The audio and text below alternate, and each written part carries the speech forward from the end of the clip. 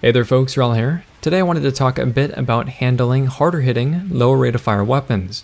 Generally speaking, lower rates of fire with higher recoil per kick are viewed as more difficult to control. They have a higher skill floor. Fortunately though, they do have a higher skill ceiling. But a lot of times the value of these weapons seems to get lost and they just feel weak by comparison.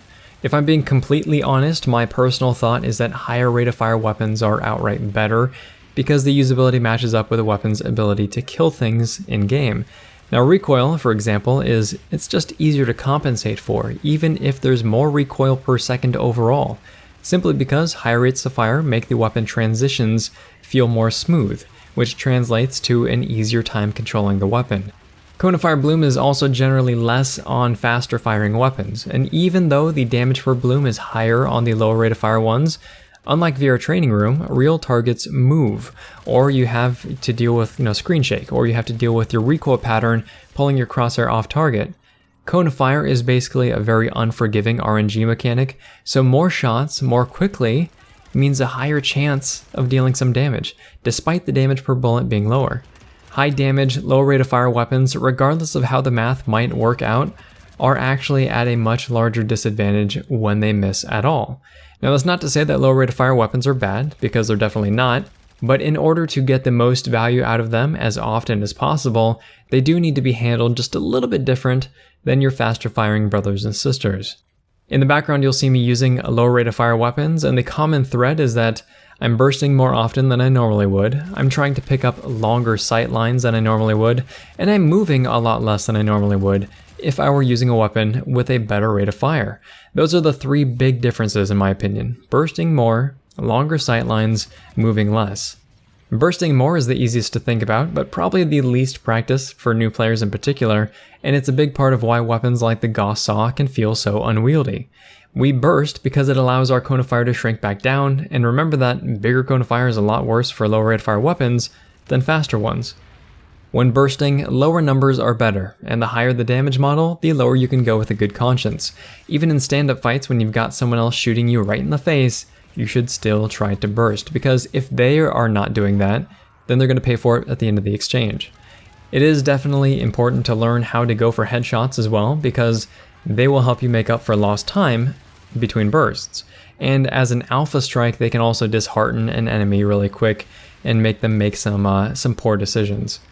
I have put out a video about how to practice headshots in the past if you're interested, but even so, headshots they're not the best for every player and not the best for every situation. If you can't consistently strike the head, either because your aim isn't there yet, or if the target is zigzagging, or your target is just too far away, you're better off going for the body. Because of that, you do want to tailor your burst length to the size of your target, and how many shots you think you can land consistently. Heads are smaller than bodies, so the bursts need to be smaller as well. Longer range targets are smaller than closer range targets, so the burst needs to be smaller there too. And you can also use a hybrid aim where you start at the head and then pull down to the body and create a longer burst while taking advantage of that smaller starting cone of fire. This is one of the more reasonable methods to think about because a lot of times you'll be doing it without even noticing. It is also important to understand that it does not take a long time to reset your cone of fire.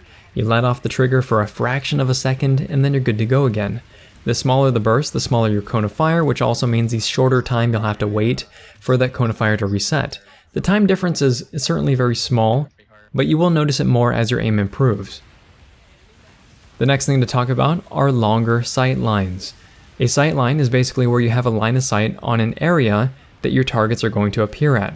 So a longer one of those just means to have a greater distance between you and that area. You want to be in a spot where you have cover that you can peek in and out of and without a whole lot of exposure in general. And for bonus points, you want to be staring at a choke point.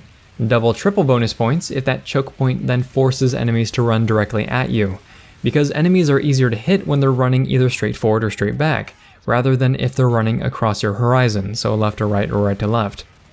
Setting up your sight lines really comes down to knowing bases. It also comes down to knowing where the enemies are coming from and paying attention to how the battle shifts. If you feel like a bad guy is going to come around a corner and fill you full of holes, that's probably not somewhere you want to be. And while I won't say that low rate of fire and high damage weapons are bad for close quarters combat, they're certainly more difficult to use there, since targets closer to you tend to move more quickly across your screen, which means that they're also more difficult to track and that goes back to the miss a shot, you pay for it big time thing. The last skill or focus for these weapon types would be movement, or lack thereof. Some of these super heavy NC weapons, including the Gauss SAW, the Reaper DMR, have a 0 aim down sights cone of fire while standing still. This means that on the first shot, it's going to be 100% accurate. Other lower rate of fire weapons have similar traits, maybe not 0, but also pretty close. So if you have more accuracy while standing still, naturally you want to stand still while firing. But don't. Do not do that, because it makes you an easy target, and you'll end up dead pretty quick.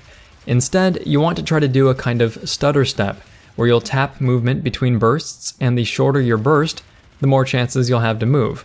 So you move, fire, move, fire, move, fire, and you'll still be about as accurate as you can be. All in all, those are the 3 big talking points: bursting, sightlines, and movement. Not going to talk about recoil compensation, since that is something that we do cover in a handful of other videos already, one of which I'll link you in the video description, but it definitely plays into some of the handling elements here as well. If this video has been interesting, helpful, or entertaining, please feel free to like, subscribe, tell your friends about the channel, and I hope that there was something of value in here, even if it's just the gameplay in the background. But if you have any tips that you'd like to share with other players for using slower rate of fire weaponry, you can go ahead and leave those in the comment section down below. Thanks very much, folks. Wrel signing off.